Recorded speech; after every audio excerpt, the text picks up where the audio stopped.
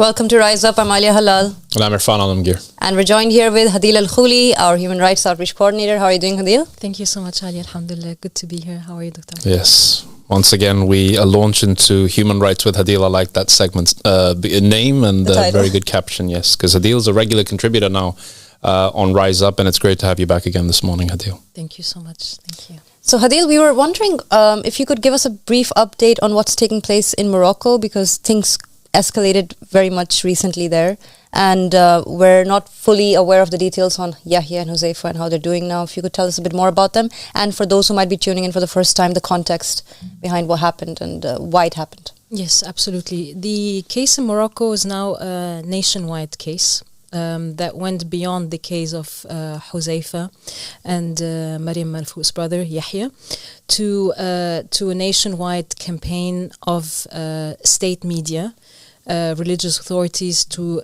try and defame the religion and, of course, completely crack down on the rights of the members of the faith to practice their faith. So Morocco is a country that requires the people of Morocco to pledge allegiance to their king. And they even go as far as calling him Amir al-Mu'mineen, or the Prince of the Believers. And of course, we know, how that goes against everything that we know from Muhammad and the family of Muhammad and the core of religion itself. How do we know that it goes against the core of the religion? Because the believers just saying al-bay'a lillah, or pledging allegiance is to God, or the supremacy is to God. That sentence was enough for the whole country and its media establishments to start a whole campaign against members of the faith, again, kidnapping them from their homes, and on top of that, charging them, look at the charge, that's the interesting thing, charging them with insulting Islam or denigrating Islam. And that immediately raises the question, well, if you say, that people should pledge allegiance to you, the king, and we're saying al-bay'a lillah, or allegiances to God, and then you are upset about that what does that mean? That means that obviously that you're not appointed by God, and so those who are saying we believe that appointing is by God, or we believe that allegiance is to God, I mean, it shouldn't bother you in that case. Exactly, that's exactly what it means. That's exactly what it means. So it's a statement that says that they see this statement, which when I was talking to the lawyers on the case, they themselves would, first they would say, here in Morocco, when you say allegiance is to God, it's problematic because here we give allegiance to the king. And I was like, how? I mean, you read the Quran, right? And he said, yeah, I know. These were several lawyers, by the way, not just one. Wow. Several lawyers. And he say, yeah, we know that in the Quran it says, the al-mulk lillah, and we know all of these verses. I said, okay, so and then they'd be like, yeah, so you see that it's a very clear opposition to the core aspect of religion, not just Islam, that allegiance is to God. So that is the context of what's happening, that obviously the Moroccan authorities have an issue and the problem with stating a very clear concept in all Abrahamic religions, which is allegiances to God. And then again, going against their own laws, which obviously guarantees freedom of religion and freedom of belief. Yeah. Because, I mean, what did the members do? They just, either had a picture where they're standing, a Facebook post saying allegiances to God, or taking a picture, where they have the banner of the faith. So it's very peaceful missionary work, which is also completely guaranteed by the law, Moroccan law, international conventions. Huzaifa and Yahya got arrested and they were charged. On top of that, we also have the latest wave that happened with Sister Habiba. So Sister Habiba, so the initial reaction was what happened with Yahya and Huzaifa. And the case is still ongoing, the trial is still ongoing. And obviously they have several lawyers that we have reached out to also. So one of them are very big lawyers that work with Amnesty International, and the Moroccan Association for Human Rights are also involved, and there are several human rights organizations abroad, and also a big human rights organization in Morocco that's also adopting the case and are also defending Yahya and Huzaifa. But the other aspect that I wanted to speak about a bit is the state and the non-state persecution. And you see how when a government propagates these ideas, how unfortunately the families and neighbors, they also adopt that. So the case of Habiba, who was also a Moroccan member of the faith, and she also wrote Al-Bay'a Lillah on her door. She got fired from her job. Wow. Then was she openly professing her faith, and that's what got her fired? She literally just wrote Al-Bay'a Lillah on her door, and that was enough. That got her fired because her co-workers saw that and the audacity saw that and informed her. Her family also turned against her. Again, just because she wrote "Allegiance is to God" on her door. That's it. I don't know. I don't even know what that is. Yeah. And I want to emphasize that because these are so-called Muslim. That's what's so shocking. So why are you so threatened by that? It went further than that. That Habiba, after that, her families were still persecuting her and against her because of her belief. To the point that after she was fired from her job, she was trying to look for a job. They saw that she was still obviously believing in the faith. They actually forcefully admitted her to a mental institution. That's for being a believer in Imam Mahdi. Goodness. And she still held on to her faith, and they kept her there for 2 weeks.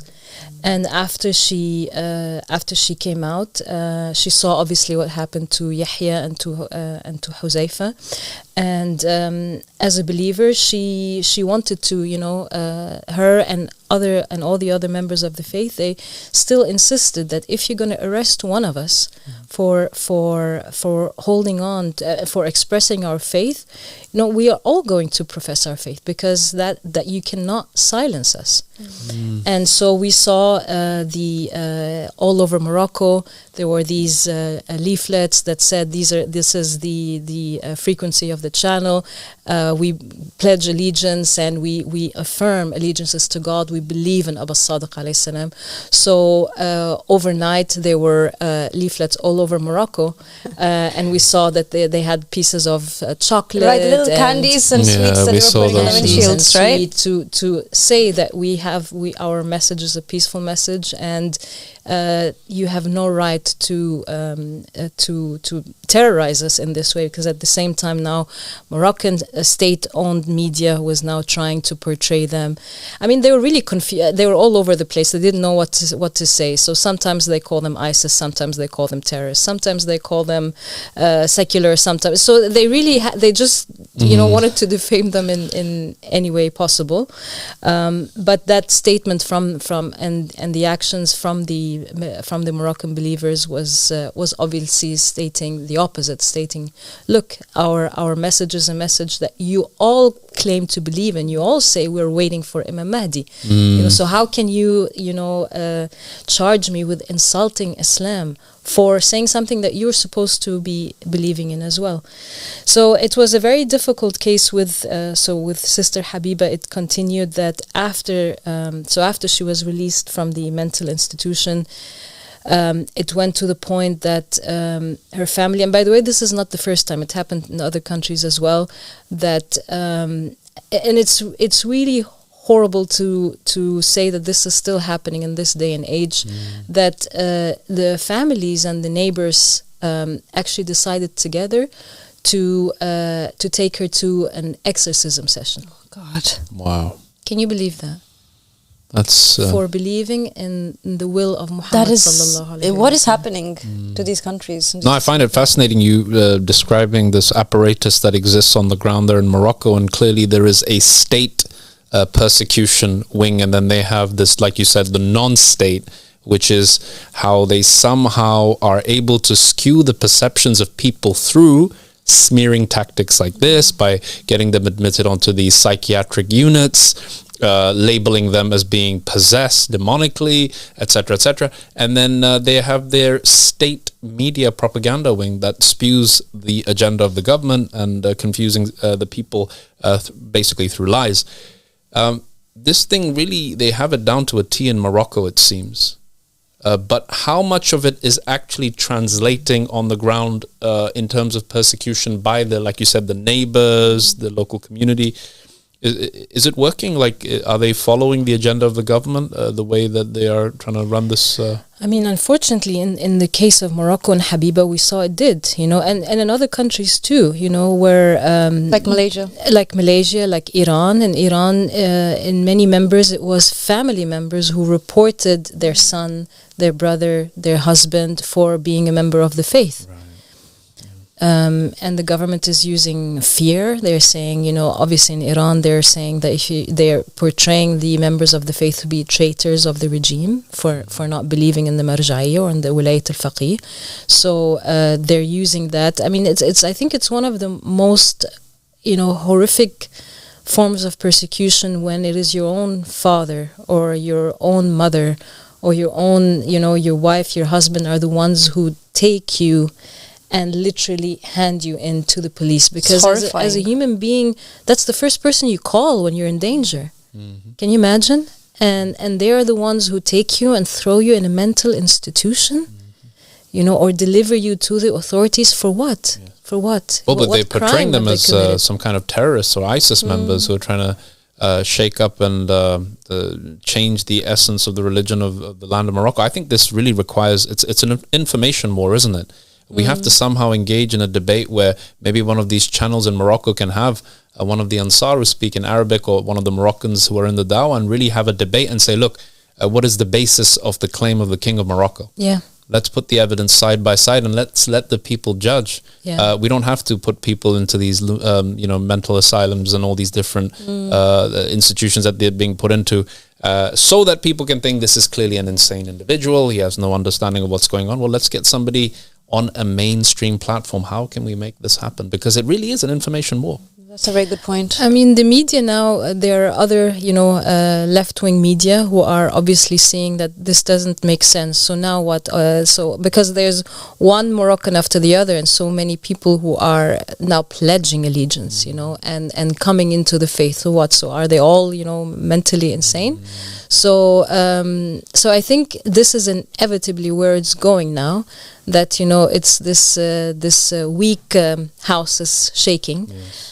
Because more and more pictures come out all over Morocco, from this city and that city and that city, saying allegiance is to God. And like I said, we've been contacted by left-wing journalism who really want to know are actually interested and want to know the truth. So what do you actually believe in? Wow. And I had almost like a 1-hour conversation with a journalist who was so interested. So tell me about that will. So what is the will of the Messenger of Allah? So it is going there, whether they like it or not. Yeah, they can't fight the truth. They can't. They cannot do that. And we would love to have you on more often talking about Morocco as well, Hadil, because it looks like the country itself is transforming. The people are shifting in their mindset, and the government is obviously feeling destabilized just because their people think that allegiance is to God, and that sentiment is shaking the throne of this so-called Amir al-Mu'mineen of Morocco. So that's unfortunate, because we're not trying to shake anyone. We're just saying that the Mahdi has appeared. But that in itself seems to be something they don't like too much. Oh, well, what can we do? We're still going to say it because he has appeared, right? Absolutely. And thank you for giving us that update. And we're looking forward to further updates from you on Yahya and Huzaifa, on Habiba, and everyone who's out there. doing the good work in Morocco. Thank you, Hadil. Thank you guys so much. Very much so. And I can see Hadil just looking into the future on a Moroccan news channel, speaking on behalf of this religion and the people. It has to happen. She's already in touch with the and this is all we media. want. We just want to communicate and express what we believe in, and that's it. No one should be threatened by that. No one should feel shaken by that.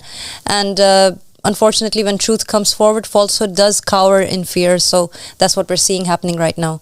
We're going to go to a quick break, so stay tuned and we will be right back.